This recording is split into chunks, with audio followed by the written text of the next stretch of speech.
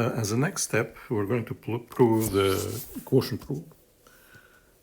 So again, let's suppose that we have two functions f and g that are both differentiable. And we're going to assume differentiable at a, and we're going to assume that g of a is not equal to 0. So let f and g be differentiable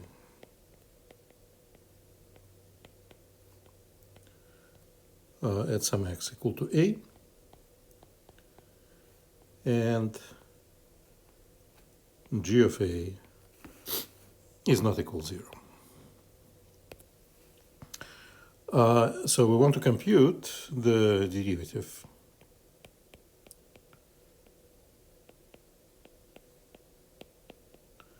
The derivative of f over g. So f over g prime at a. At this point, actually, we don't know if f over g is even differentiable at a, but if we succeed in calculating the derivative, then it will be differentiable there.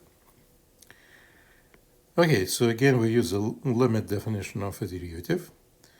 Limit as x approaches a of f over g at x minus f over g evaluated at a, and then divided by x minus a.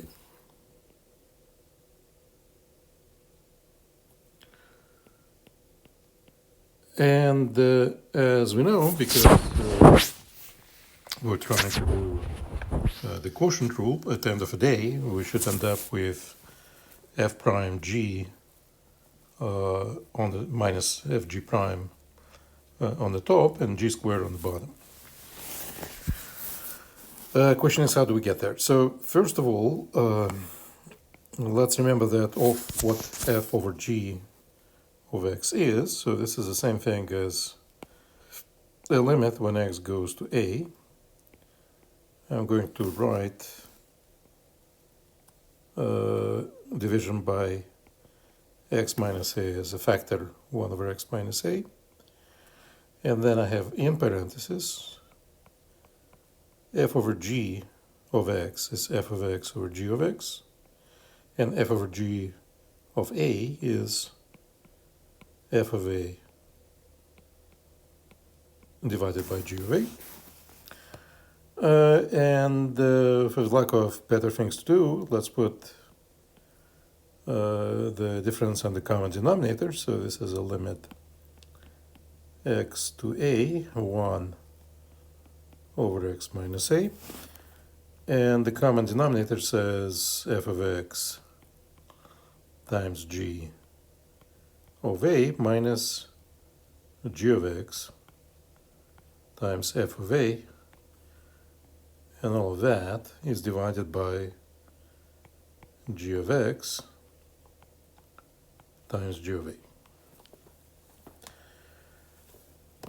All right, so for one thing here, I have to be careful with the following thing here. So 1 over x minus a goes to infinity as x goes to a.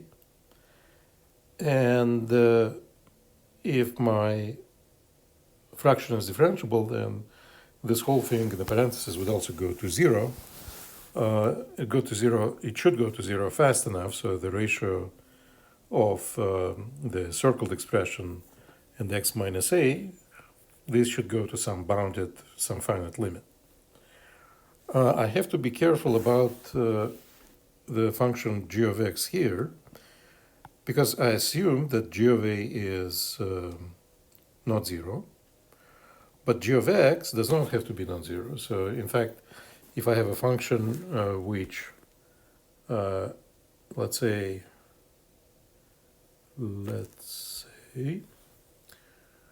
I can have a function where g of a is not 0, but on the route to g of a, my function can cross the axis a lot of times, right? However, And so if it does cross the axis, then at that point, g of x, 1 over g of x is not going to be defined. However, this situation can be avoided here because when we're taking a limit of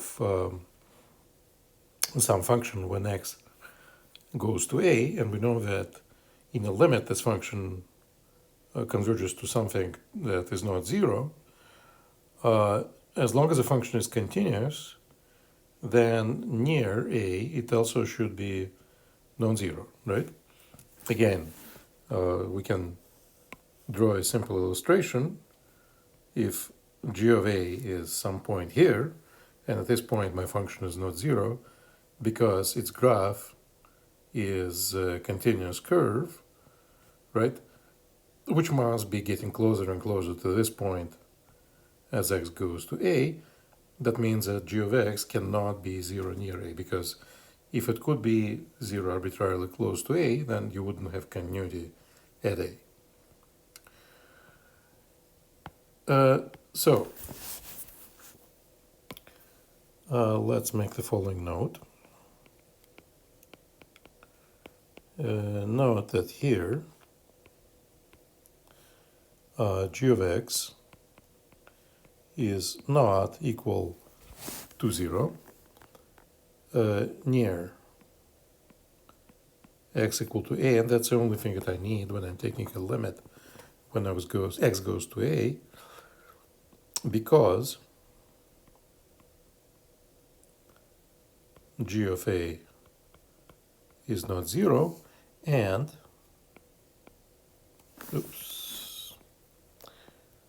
g is continuous at a because, or let's, since it is differentiable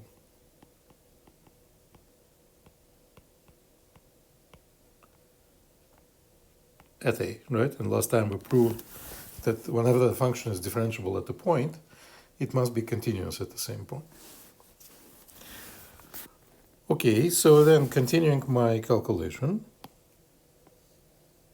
so I have that this is already equal to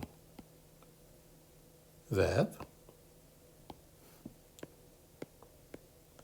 So now I don't need to worry about g of x in the denominator, so now I can try to figure out a way to extract derivatives of f and g from this limit. And I'm going to do basically exactly the same thing as what I did when I proved the product rule.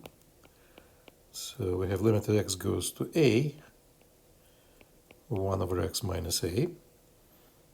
Then we have our 1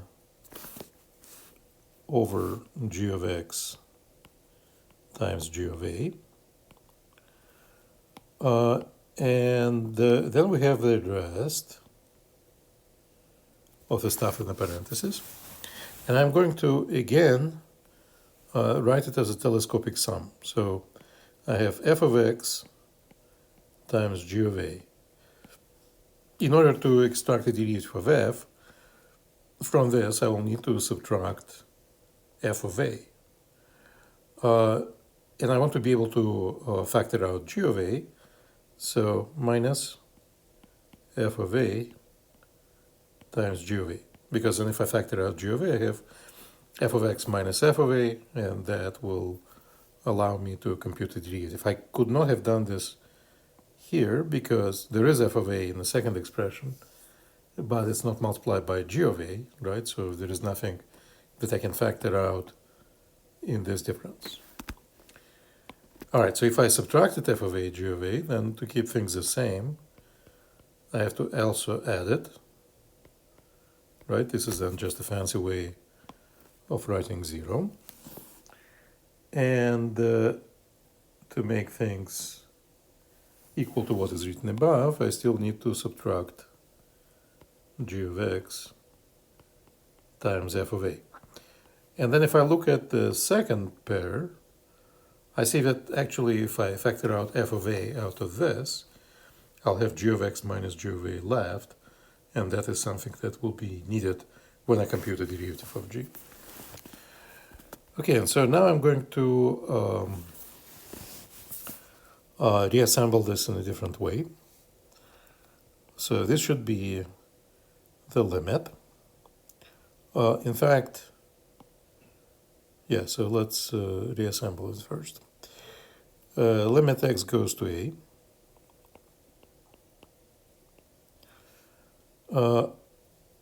Again, I'm taking this difference and I'm factoring out f of a, and I'm taking that difference and I'm factoring out g of a. And I'm going to multiply everything back by this statement. Except that I'm going to keep 1 over g of x times g of a outside of the parentheses. So I'm only going to bring 1 over x minus a in. So this gives me 1 over g of x times g of a, parentheses, g of a goes out, and I'm left with f of x minus f of a over x minus a. And then minus f of a goes out, and I have in the parentheses g of x minus g of a divided by x minus a. No parentheses, but so if I factor out f of a, then this is what I have left.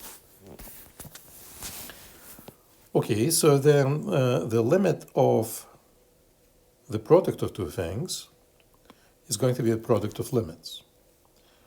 So this is equal to the limit as x goes to a of 1 over g of x times g of a, right? Product with the limit of the stuff in the parentheses, but that stuff itself is a difference. So I can write it as a limit x goes to a, g of a, f of x minus f of a over x minus a, minus another limit x goes to a. Let me see, what am I doing here? Yes. F of a times g of x minus g of a over x minus a. Let me just double check something.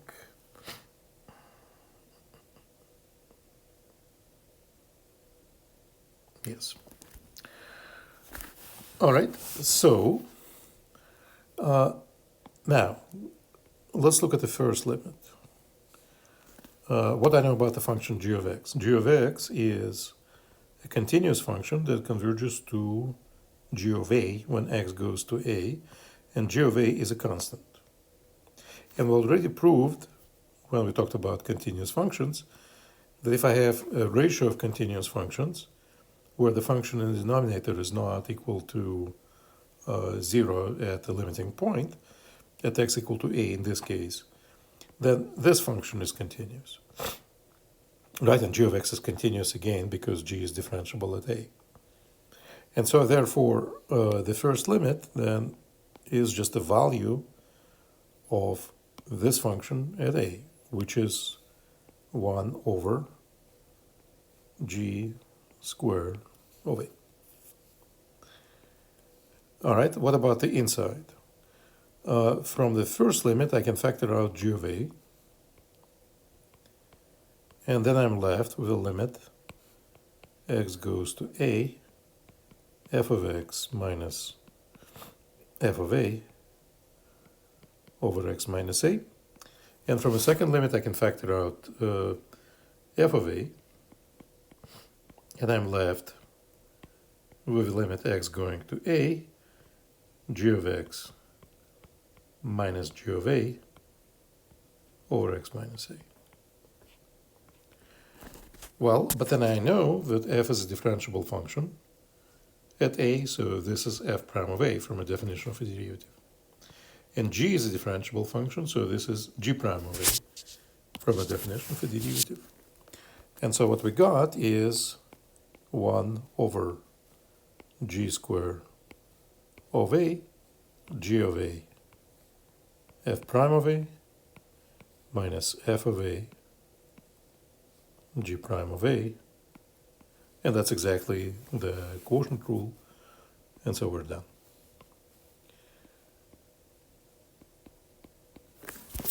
So you're responsible for proving the third item here, or the second item, which I didn't prove, that the derivative of the sum of two functions is the sum of the derivatives, but the proof should still follow the same ideas as what I used here.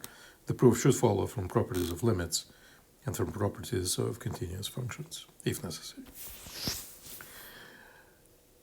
Okay, so then the next theorem, as long as we're proving properties of a derivative, we now know how to take derivative of a sum difference product in a ratio. The only rule that we have not proved yet, that is a chain rule. So let's suppose that we have two functions given f and g such that g is indifferentiable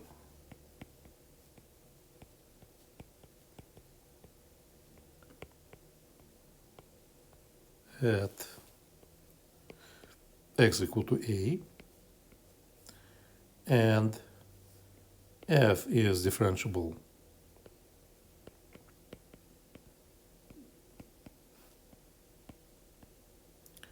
at y equal to g of a, then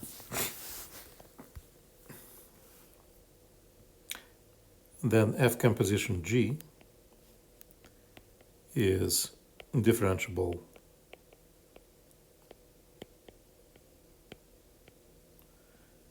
at x equal to a,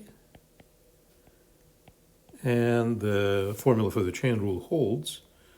So if I take composition of f and g, derivative of that, and I evaluate it at a, this should be f prime at g of a times g prime of a.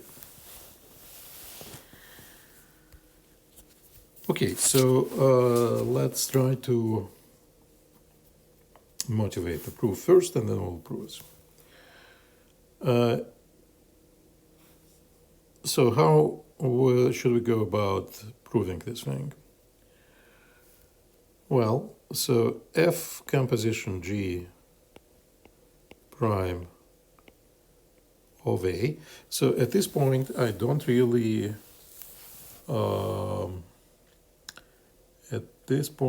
what was I going to say? I don't really have any other formulas that allow me to deal with composition of functions. I need a chain rule for that, but that's exactly what I'm proving. So the only thing that I can use to prove the chain rule then is going to be the definition of a limit. So a limit x approaches a, f composition g of x minus f composition g of a divided by x minus a, right? So I'm following exactly the same recipe as in the proof of the previous theorem. And again, what is this? This is a limit x approaches a. This fancy notation, f composition g of x, is nothing but f of g over x, and f composition g of a is f of g of a, and we're still dividing this by x minus a. Fine. So then, at the end of the day, what do I want to get? I want to get this times g prime of a.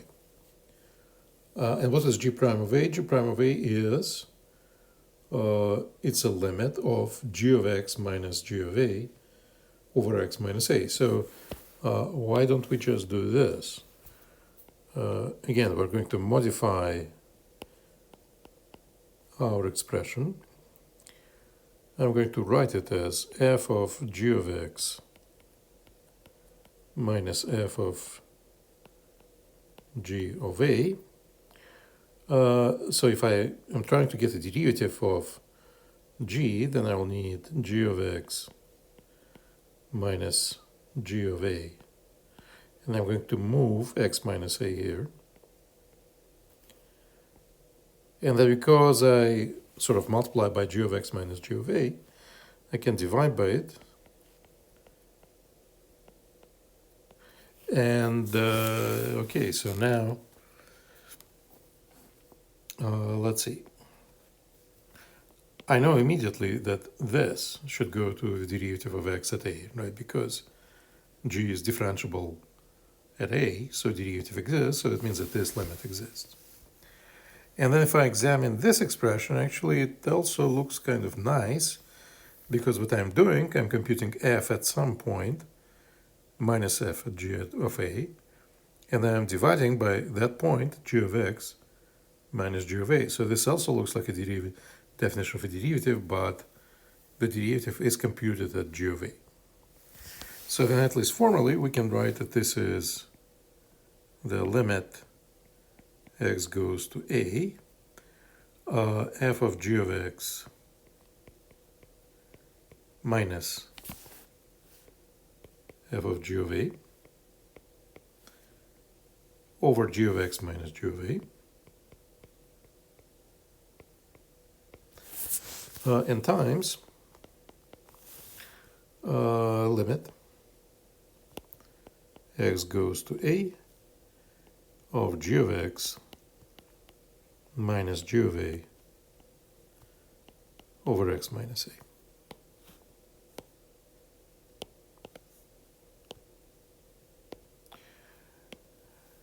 All right, so the second thing, of course, is a limit g prime of a. The limit is g prime of a. And for the first thing, I'm going to denote g of x by y. And if g of x is y, then I know that the limit as x approaches a of g of x is equal to g of a, right? Because g is differentiable at a, so it is continuous at a. And because of that, if the limit of g of x is g of a, and I call g of x y, then the limit of y is g of a. So that means that my limit over here, I can rewrite as a limit when y goes to g of a.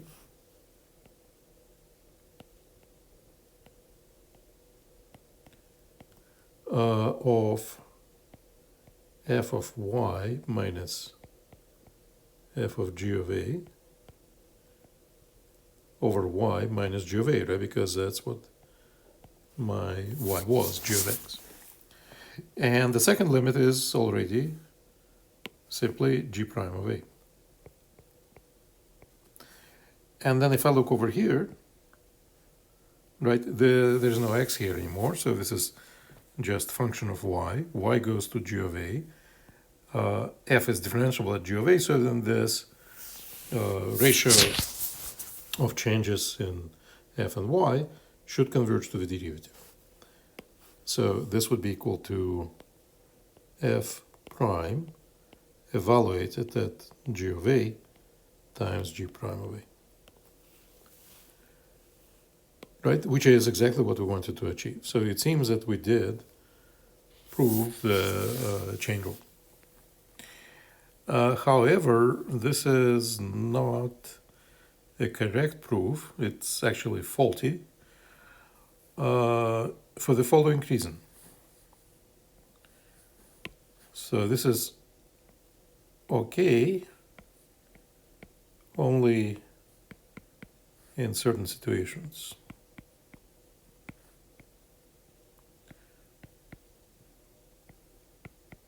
But not always. Let's imagine the following thing, which will actually, you'll see examples of that later on. So the argument fails if G is like this. So I have my XY coordinates. And let's say maybe G of A is B. Actually, let's not even call anything. G of A is some number.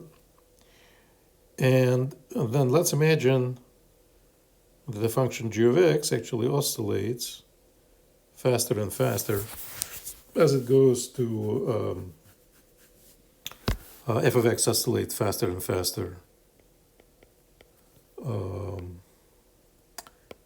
Let me just move this here.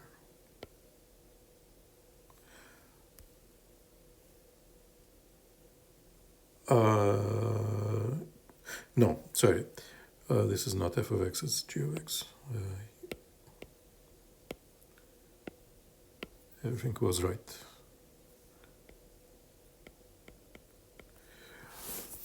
So g of x oscillates faster and faster from below to above of g of a as x goes to a. This is entirely possible situation. Remember that we were talking about x sine. Let me actually define this more precisely. So if g of x is equal to, let's say, 0, if x is equal to a, and it is equal to sine of 1 over x, if x is, let me change this a little bit more, so x times sine 1 over x, if x is not equal to a. So we already talked about the function x sine 1 over x, right? We showed at some point that this function converges to 0 as x goes to 0, and because g of x is, okay, one more mistake here, x is 0. So as x goes to 0, sine of 1 over x is always between minus 1 and 1. So if I'm multiplying something between minus 1 and 1 by x, when x goes to 0, this quantity will go to 0. So that means that g is a continuous function at 0. I think we proved that before. But notice that, let's say if x goes to 0 from the right, x is a positive number, and sine of 1 over x is periodically positive or negative. So your function is oscillating faster and faster. The amplitude of oscillations goes down to 0, but oscillations will take you up and down below 0 and above 0. So this is kind of the same picture as what I'm drawing here. Why this my computer fails? For the simple reason that if I have a function like this g, then computing this limit is not going to work. Or in fact, even writing things in this way is not going to work. Why? Because in a case of a function like this, as x goes to a, g of x oscillates around g of a infinitely many times as x approaches a. So it means that g of x minus g of a will become 0 infinitely many times as x gets closer and closer to a. And if g of x minus g of a can be 0, I'm not allowed to multiply and divide by 0. This is a meaningless computation. So that means that the way this thing is written, it's not really a proof yet. I will need to slightly modify things here in order for this to actually become a proof. And so keep in mind what fails in this simple computation when we're going to write down the proof. So the proof is going to go as follows. I'm going to define what is called an auxiliary function, h of y, in the following way. So h of y is going to be f of y minus f of g of a divided by y minus g of a. And this definition will be true as long as y is not equal to g of a. And then on the other hand, when y is equal to g of a, I'm going to change the prescription and make this f prime of g of a. So in other words, again, I use two different definitions depending on whether or not y is equal to g of a. If y is not equal to g of a, I kind of am using a ratio similar to the definition of a derivative of f, and when y is equal to g of a, then I'm just going to replace that ratio by the derivative itself. Okay, so then what is nice about this function? It is the following property. So then h is continuous at g of a. I don't know that something is continuous. I have to prove that the limit of h as y goes to g of a is equal to h of g of a. All right, so let's take this limit. Limit y approaches g of a of h of y.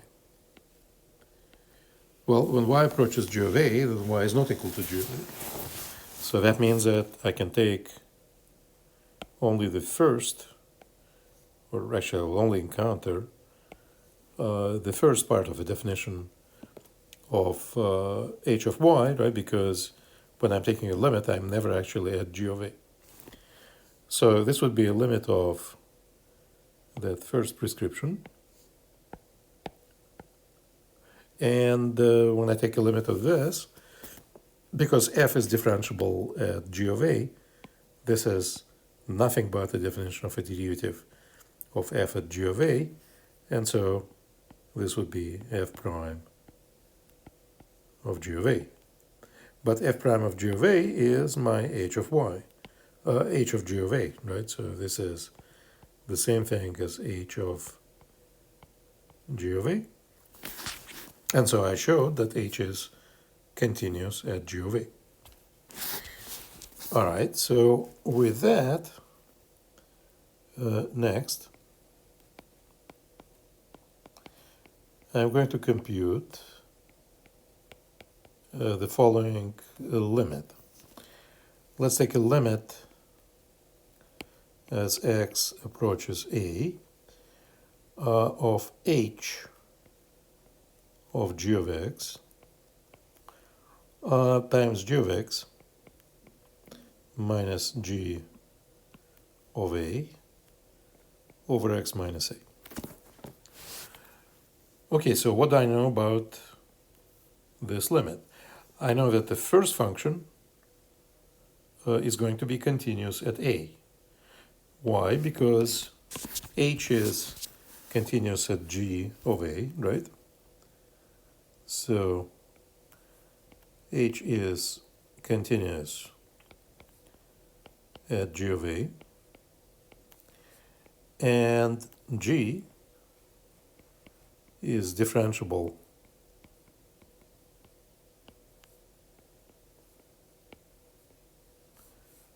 at x equal to a, and therefore g is continuous at a.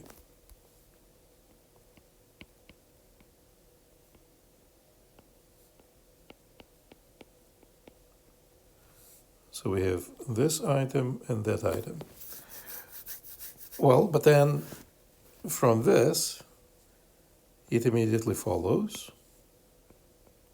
We proved this before when we talked about continuous functions. If h is continuous at g of a and g is continuous at a, it follows that h of g of x is continuous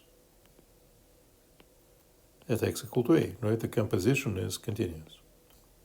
And if h of g of x is continuous at a, then the limit of this function as x goes to a should be h of g of a, right?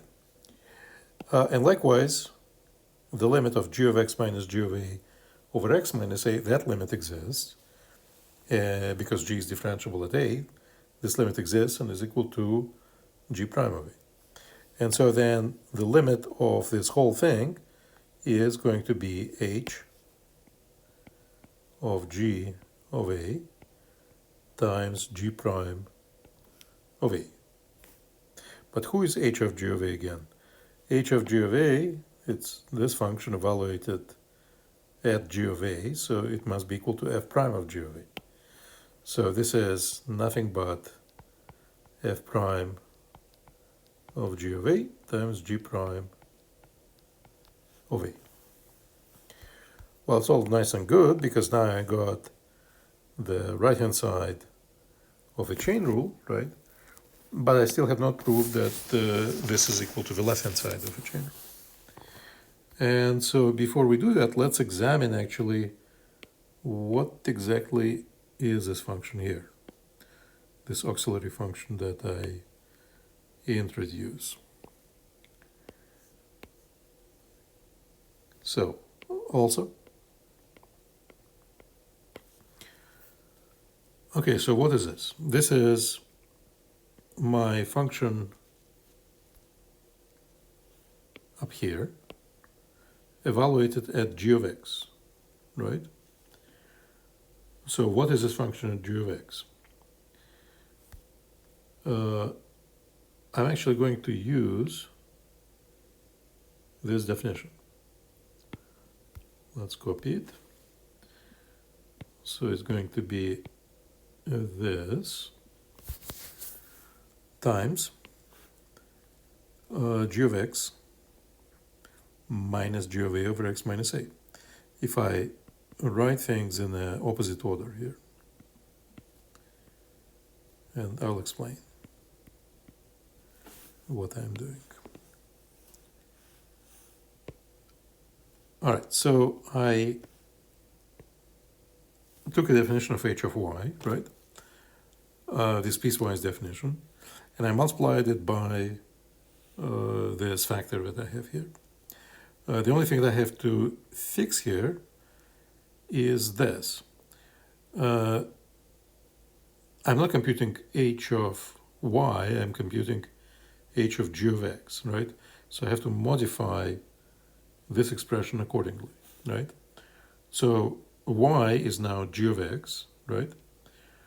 So what am I going to get? If g of x is equal to g of a, right? Then we have to follow the second prescription, right? So this would be, I'm going to move this slightly. So I have to replace y by g of x. So if g of x is equal to g of a, then h of g of x is this, right? On the other hand, when g of x is not equal to g of a, then everything is given by the first formula. So let me see if I can deal with it just with copying. So g of x divided by g of x minus g of a. Right, so I hope that this is clear. I simply took the definition of the function g, of the function h, and I stuck g of x into the definition instead of y, right? And notice that when I do that, I now don't have any problem, right?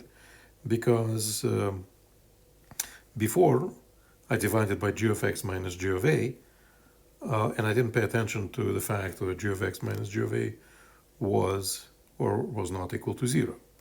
So now, whenever g of x is equal to g of a, I'm using another prescription rather than this. All right, so fine. And so now, let's see what else can I do with this. Now I can distribute this factor, and basically I can multiply by it both the first thing and the second thing. But I have to pay attention again. So if g of x is equal to g of a, right? If I get the second prescription, if I'm using a second prescription, in that case, g of x minus g of a actually is 0. So it means that when I have g of x minus g of a, I'm multiplying this factor by 0. And that just gives me 0. So this is equal to, so in the second case, 0 if g of x is equal to g of a, right? And if not that, then I'm multiplying this quantity by that quantity, so that will cancel g of x minus g of a. And so then I have f of g of x minus f of g of a divided by x minus a. And so this is true as long as g of x minus g of a is not 0.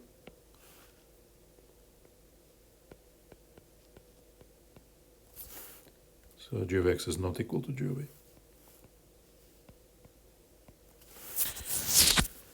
Okay, so we have this. And so now I need to take a limit of this expression when x goes to a, right? Because that's what I was doing here. I was taking the limit, and I'm going to take a limit down here. So, the limit, x goes to a of all these story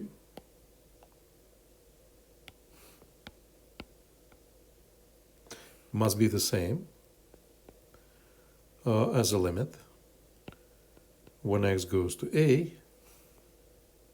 of this.